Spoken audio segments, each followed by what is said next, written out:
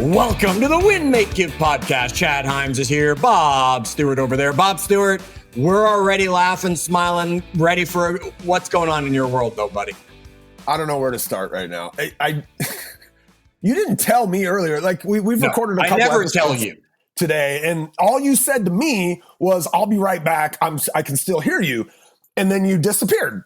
Yes. But it was one of those like elevator disappearances because we can see each other, and you just kind of slowly downward disappeared from the screen. And I didn't even think to ask, by the way. But now you told our guest, I'm kind of annoyed. Like you felt.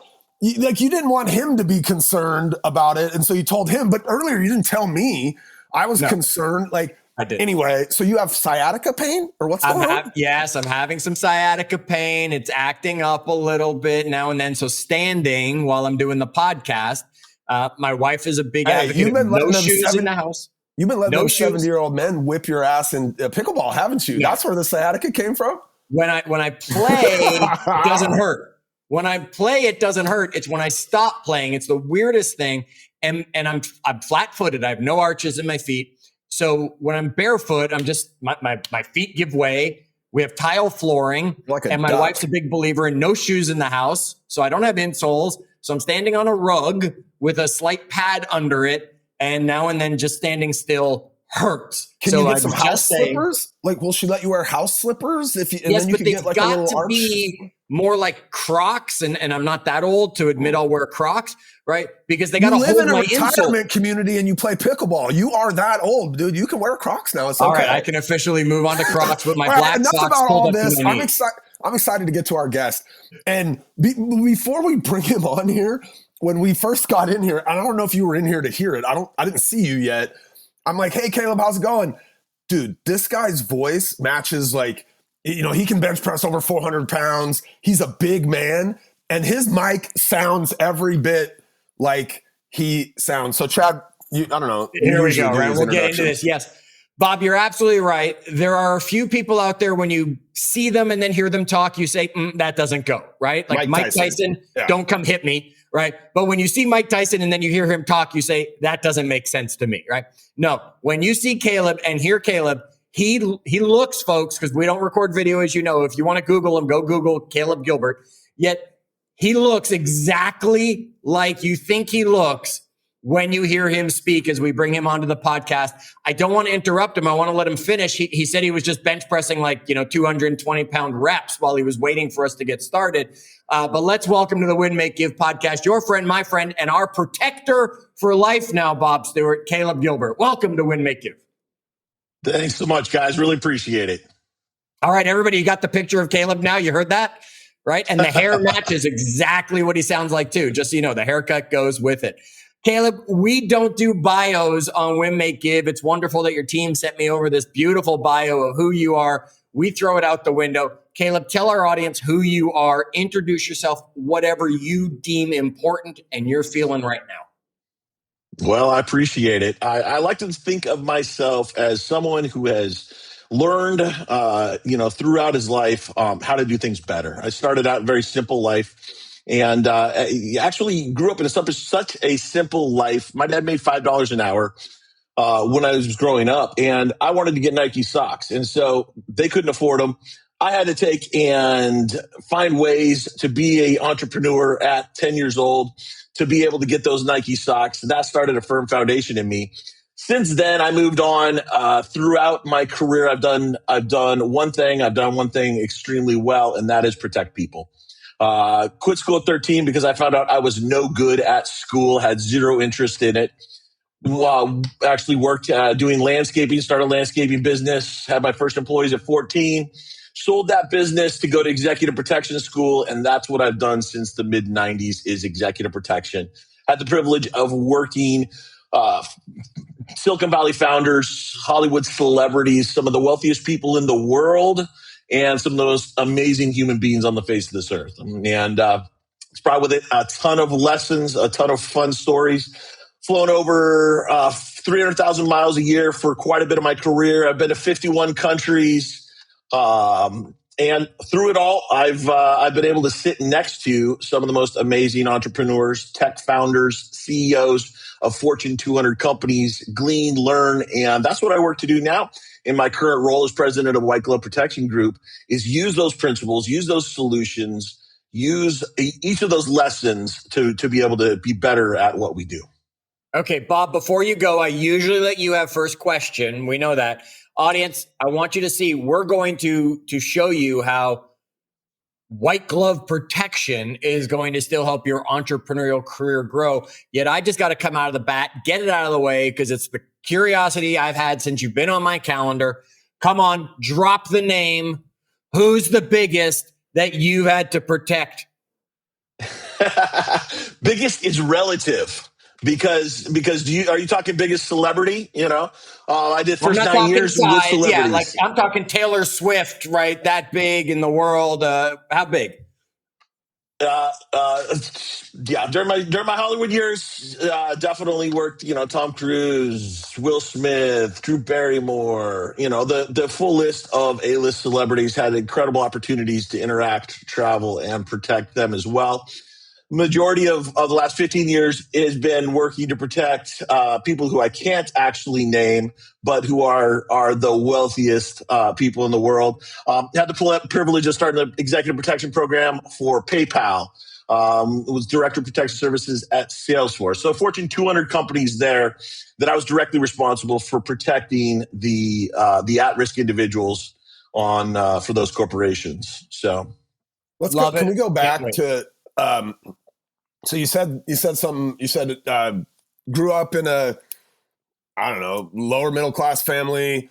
Maybe you would even consider it a poor family. I don't know. If your dad was making $150 a month in rent. Yeah, okay. So you grew up poor, like I did. Chad got to grow up middle class, but I was middle class. Grew up poor. Bougie. Had to figure out early how to make your own money.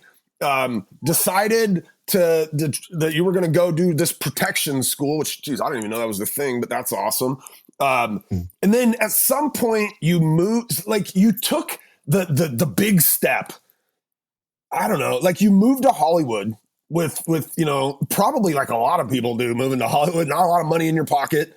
$43. My show notes say $43, which is absolutely frigging insane, by the way. Like, what? You just packed up, and that's crazy to me.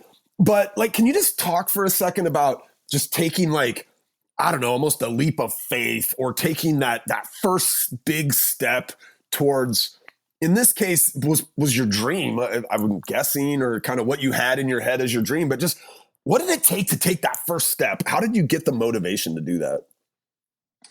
Honestly, for me, I'm an all or nothing kind of guy, and from an early age, I was all in or I was all out. And God bless my parents. That had to be hard to parent, because I was all out of school. I had zero interest. I was all in sports. I was all in, mowing lawns and making money where I could, starting with a rotary mower that I bought at a garage sale for $1.50, using that to buy more equipment, develop a business, buy a truck and trailer at 13 years old, but realizing I couldn't drive the truck and trailer. So I had to hire somebody to be able to drive the truck and trailer, because I had to, remove the grass clippings from the lawns that we mowed, And so at 14 years old, I developed, that kind of mindset of, if I put my mind to it, I'm in 100%. There's nothing that's going to get in my way, and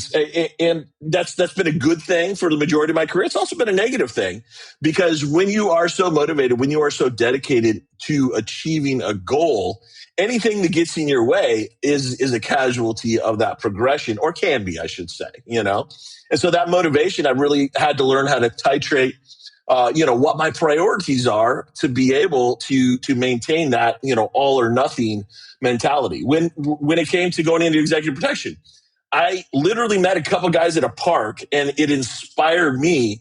I'd wanted to go law enforcement or become a Navy SEAL. Those were my two things that I was really excited about as a kid. And it was a process of preparing to become a Navy SEAL and doing physical training with an underwater search and recovery dive team that introduced me to these guys in this park that were EP agents. They're like, oh, travel the world, carry a gun, be able to make money. Like, it's great. And it unlocked something in my mind, call it a cheat code, call it whatever you want. And that made me hyper focused on, all right, what's this going to take? What do I need to do? And that really start of going all or nothing. Later on in my life, it led to my kind of progression methodology to where I try to stay 3 steps ahead of everything. Because when I get these, beautiful ideas, I've found that having some structure to those ideas from the start helps to be able to stay on track, stay motivated, stay focused on that goal. But even in starting White Glove, there's a ton of executive protection companies out there.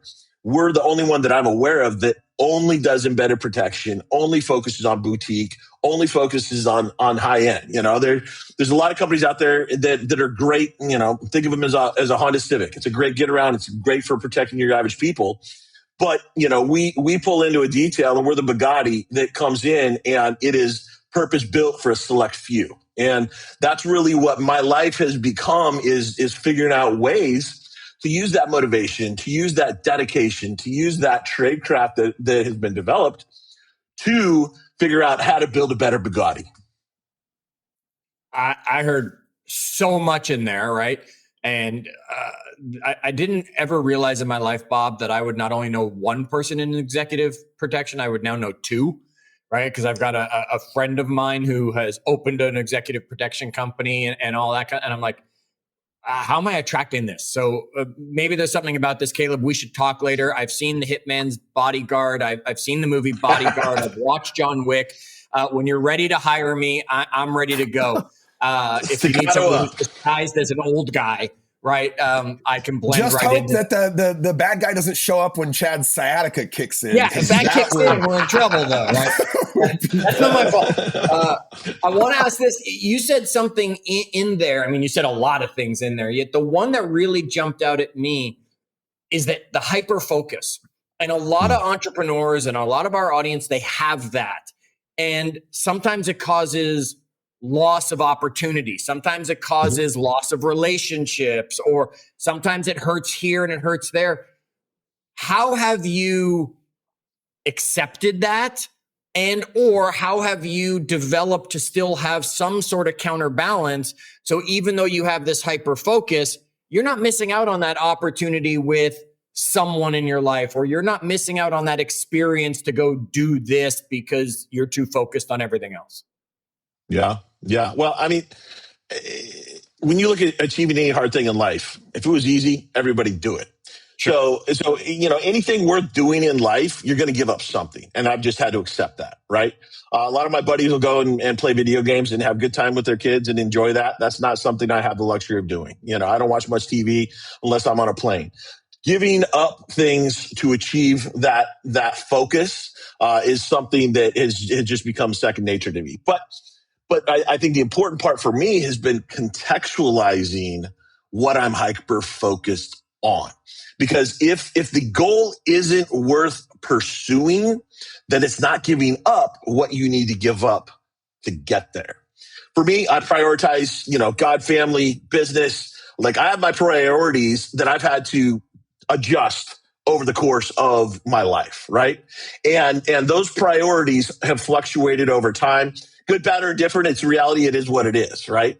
But for me, when I looked at as starting, my company when I was 11 years old, and created that first company, first business license in 1991 as an 11-year-old, I was hyper focused on getting the $1.50 that I needed to buy that rotary motor so that I could push over to the little ladies next door and mow her lawn, and then get the lady next to her, and every week adding customers on that, right? Like that was being hyper focused at that point in time. At that point, I gave up being able to play baseball, being able to play with my friends, being able to do all those things, right? So like at every stage of an entrepreneur's life, you're going to give something up if you want to achieve your dreams. The key for me, especially with starting White Glove, has been allocating the appropriate amount of time for the things that are a priority for me. So I have to take and I have to say, all right, I have a cutoff. at X time to where I can no longer pursue the dream. I need to make time for my kids. I need to make time for my wife. I need to make time for my community, right? And for me, early on, that was extremely difficult because I saw that as a loss of an opportunity to where I could further my entrepreneurial goals. But as I found out over time, having the context, contextualizing what my aspirations were, it actually allowed me to unlock portions of my brain that helped me in the entrepreneurial side. It made a fuller Caleb, and therefore the time that I was focused on building my business was then enhanced by the other things, not distracted by it. And I think that's something that we don't really focus on as entrepreneurs is the best version of ourselves can be enhanced by things. We need to make sure that we're giving appropriate attention to things that aren't necessarily directly motivating our goals, but indirectly add context, add value, and add depth to everything that we do.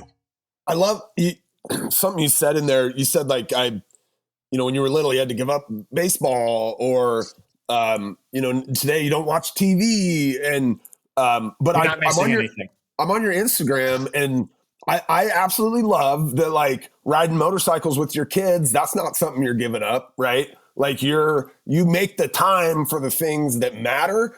And then you get rid of things that like TV doesn't matter. Most of us could go on our phone and be embarrassed by how many hours we spent on Facebook in the last 30 days or whatever it is. Right. And I think we, as entrepreneurs, a lot of times we think, I'm going to have to give some stuff up. Yes, you are. But like, go give the shit up that doesn't matter. Don't give up the riding motorcycles with your kids. Right. Because that matters. Yeah. Like I'm assuming for you that matters. Even 100% it matters, but even the act of me canceling a meeting to go make that ride happen with my family, to be able to go out and take them out and enjoy nature, enjoy a little octane education like that. For me, I gave up a meeting to make that happen. But not only did it make their day, make their week, showed them that dad actually cares, showed them that dad's showing up, but it was an opportunity for me to refresh a portion of my brain. So when I went back into the office, I was then able to make better decisions. I was better able to leverage my brain power to come up with innovative ideas to do things better. And I think that is something that is extremely important that often is under focused. Yeah, because most of us don't use that spare time to go do something that actually like rounds us out, right? Like out there riding those bikes and sniffing the fresh air and a little bit of exhaust probably if your kids were smoking or whatever, right? But of course. It's like that's the things that bring you back and like give you energy the next day at work. It like you could have, if you would have sat on your couch for those 5 hours scrolling on your stupid Instagram, like you don't show up at the office tomorrow a better version of yourself. And I think that we got to make sure that we're, as entrepreneurs who are driving hard, when we do take that time for ourselves, that it's meaningful. Yeah. No, a lot of us piss that time away. One of the things that I have the luxury of learning from the wealthiest people in the world, I'm speaking literally on that, not figuratively, is their prioritization of their schedules, right? Like I have clients who will literally take and have world leaders schedule time in the next conference room to where they're holding an event so that they don't have to have transit time from one conference room to the other. They can leave their meeting, go right next door and start the next meeting, right? Like that optimization of your schedule is obviously extreme on the scale. And for world leaders, that's an absolute must. But as an entrepreneur, when I first started White Glove and I was meeting with my senior leadership team and we were planning and we were strategizing, I had to prioritize the amount of decisions that I made in a single day because I noticed that my creativity would lag if I tried to do too much too soon. And so having strategic breaks and understanding, all right, when do I need some white space to be able to take and just refresh, clear it, Wait, do you put the white space on your calendar, Caleb, or do you just have a blank spot? Oh, Chad's getting all excited over there. Look at him. He's blushing. He's blushing. Because if I don't put it on the calendar, he's disagreeing with you so much, Caleb, right? White space gets filled with white noise. That's when you do something stupid like start scrolling Facebook or playing on Instagram. Put the recovery time on the calendar so you know what you should do. He puts it on there. He puts he said he leaves white space. No, it's literally titled white space. Like literally, okay, like good. Then I'll take that. Then yeah. Because if it's not, if that time on my calendar is not blocked off, somebody on my team is going to fill that space up with, he has 30 minutes open. Boom. Let's punch that in, Amen. Especially when I'm speaking, especially when I'm doing a media interview, like any of those hits, like I have to have that time ahead just to decompress, whether it's going to the gym and just getting my blood moving, whether it's going outside the office and walking the hill above it, like, whatever it is, I know what I can do to refresh, get my blood moving, clear that, cachet of data that is, big ball yarn up in my head. And then especially for big meetings, for all my big meetings, I put extended periods of time before the actual meeting itself so that I can, prep, focus, but then have space to do absolutely nothing, turn all my phones off, my computer off, and literally, just go dark for that period of time because, Bob, you have said in the past, Bob, that this is one of your favorite interviews or that's one of your favorite interviews when we get the chance to interview with some people. I'm going to tell you, this is one of my favorite interviews because Caleb's 3 times the size of most of you. And he's telling you to do what I've been telling you to do when it comes to your schedule. So now I've got this really big guy standing behind me going, listen to the little guy, right? That's right. My favorite interview now. I'm going to just crop that section out. We're going to keep that. So you're building the calendar. All right, Caleb, leadership is leadership. Whether it's some of these wealthiest people in the world that you're talking about, whether it's some of those A-list celebrities who maybe don't do as great a job of it. It's you running your organization. It's our entrepreneurs that are listening to this running their organization. What are the top 2, 3 leadership lessons that it does not matter what industry, it doesn't matter whether you're leading your family. What are the lessons everybody needs to know that you've learned from some of the people you've protected and have become part of your leadership world as well? Absolutely. I mean, I have 3 leadership. I call them leadership methodologies. Call them whatever you want. Don't want to overcomplicate it. But I had the luxury of going to Johns Hopkins and working through my master's program at Johns Hopkins University. And I originally wrote my thesis for my master's program on executive. Wait a minute. John Hopkins master's thesis. Yet you walked away from school when you were 13. I went to Stanford and went through their international security graduate program too. Yeah. What made you go back? I had a client, the billionaire client that said, Caleb, I like you, but you need an education. I was 29 years old, hit me square between the eyes. And, like I said, I either go all in or I'm all out. And so I spent 11 years in academia, got my, security management degree from Southwestern for my undergrad. I went to Stanford, went through their international security graduate program, incredible program. And then I topped that off with the Johns Hopkins University Global Security Studies Master of Arts, and I focused on leadership, because I had suffered under horrible leaders. And it had been detrimental to my career. I had been beat down. I had felt the brunt of bad leaders being managers and micromanaging and busting out every bad whatever they would. Didn't work well. And so what I decided I wanted to find a way to do better. And so I wrote it, my original thesis, 40,000 words on leadership and executive protection. And what you said at the beginning of this question is absolutely right. Leadership is leadership, no matter who you're leading. But what I did find was listening to my clients, listening to, my master's program, academic, School of Hard Knocks. I boiled it down to 3 leadership methodologies that now guide everything that I do professionally and in many cases personally. 1, identify the expectation. If we want to lead anybody, if we want to inspire anybody, we need to clearly identify what is it that we are expecting from every individual. Number 2, document those expectations. Take what's been verbally said, what's been verbally defined. For me, if the client says to me, I want X, Y, and Z, then I need to take that and I need to contextualize it in language that will translate to written form so that the people working on my teams can see it on paper. Different people learn different ways. And so being able to connect visual, all the different kind of learners with that, identifying that expectation, documenting it, making sure that it is written in a way that they can understand, that crosses the divide. Because then if you're as a leader are saying, all right, here's the standard, here's the policy, plan, procedure, expectation, whatever it is, you're no longer Caleb the person saying this is what it needs to be. You are the person responsible for communicating the needs that have been identified with the solutions. What is expected of the employee or individual on the team? And then, I had a ton of Navy SEALs and high-speed Tier 1 guys working on my teams. And I developed these first 2 steps, and we identified what the boss wanted, and then we documented it. And they all turned their backs on me and pretty much had a coup and almost got rid of me, almost eliminated me from one of the best positions that I ever held in my life.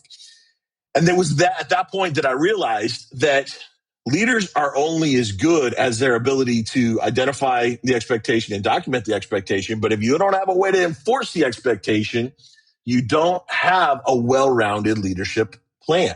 And what I found is by identifying the expectation, documenting the expectation, then I was able to put a clear enforcement clause in place that I didn't have to use. Because human beings understand left and right laterals. They understand I need to keep it in between the lines. If I go outside of those lines, then there's going to be negative repercussions. And so once I added that third point to my leadership methodology, turnover went away completely. Didn't have any more turnover the entire time I had that entire team. Job satisfaction went up because they knew what was expected. They knew what they were able to do. They knew what the expectations were from the client. So they knew they were able to perform to the highest degree necessary. They knew that what would happen if they didn't meet those expectations. And it wasn't Caleb person saying, this is what you need to do. It was the procedure that was written that was a direct reflection of the requests or needs of the client. And so by implementing those 3 leadership methodologies, I was able to fundamentally transform my ability to lead.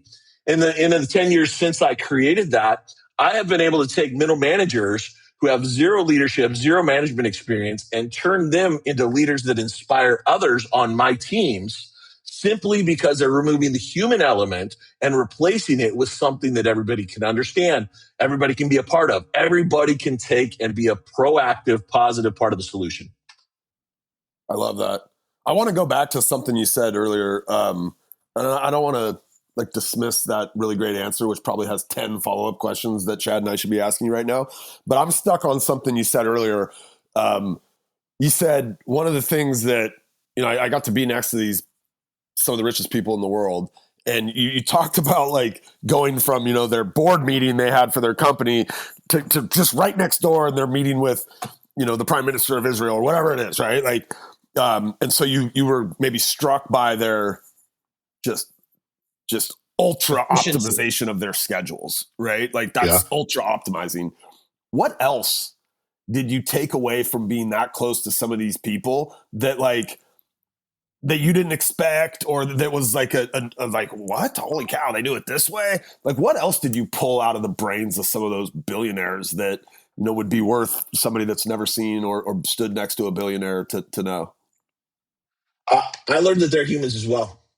And that oftentimes they get lucky and then they optimize their life to rise to the occasion. I learned that we're talking about normal people who have challenges just like the rest of us, who have endured those challenges and kept putting one foot in front of the other. And I think that that's a key distinction that I know transformed my life because, I've worked my way through corporate America. I worked my way up the corporate ladder. I worked my way to a point to where I said, I want to step away from corporate America and be an entrepreneur again. Not many people do that in my world, right? The goal in this is to become that corporate executive. For me, the goal is to raise the next generation of executive protection practitioners. So my goal was different at a different phase of my career. And one thing that each of the billionaires that I've been around has been able to identify is that success is different at every stage of your life. And I identifying what I'm achieving now, what I'm going for, what that next step is, being able to appreciate each level of success, but not dwell on it and be limited by it.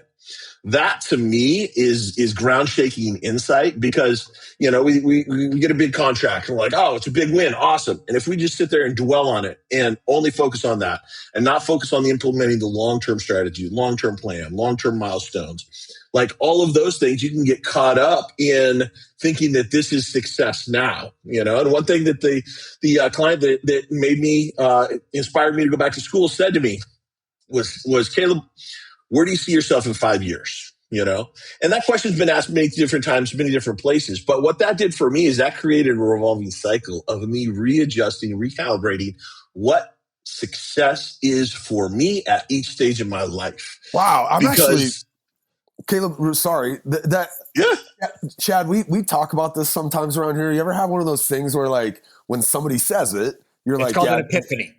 Yeah, but it's like, oh, it's a duh. Oh shit! But I didn't know it, right? Like, it's like, oh, duh. Obviously that, Caleb, right? But like hearing it, I'm like it makes me wonder, Chad. You know, we have one of our partners, Caleb. He's kind of owns the umbrella company or co-founder of the umbrella company. He's always had these goals in his life. One of them was to create 10 other millionaires. And I wonder, I haven't checked in with him in a while on those, and I wonder like how much those have changed since he really had that as his focus 10 years ago. I haven't gotten my check yet. Oh, wait, what? Well, when we IPO, so he'll be moving on from that goal. But there we go. That's to me today, that was duh. Like an epiphany, I guess Chad's calling it. But that's one of those, like, it's such a good one that once you hear it, you're like, why didn't I always know that? You know? Okay. So, and here I heard from, and I told you guys at the beginning of this, we're not going to talk about, you know, how to look behind the corner and ladies, you should carry a can of mace wherever you, that's not what this call was about, even though we're talking to a guy who's going to keep you safe. We are here to learn about how in every industry, an entrepreneur is an entrepreneur, leadership is leadership. And what I heard from Caleb, and Caleb, correct me if I say it wrong. What I heard from him is you have to have the expectations. You have to then document what those expectations are. And you have to have consequences if the expectations are not followed, lived up to, whatever the right term is.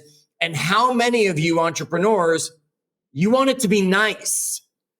And because of that, you're not documenting and getting everybody to say, yes, that's the rule. That's what we're supposed to do. That's what our goal is. This is what I'm committing to. And that we have those boundaries up that say, look, if you go left of this boundary or right of that boundary, you're out, right? You stay here. There have to be the consequences. Too many times, too many leaders want to be the good guy instead of being the good leader, right? And there's a big difference in that.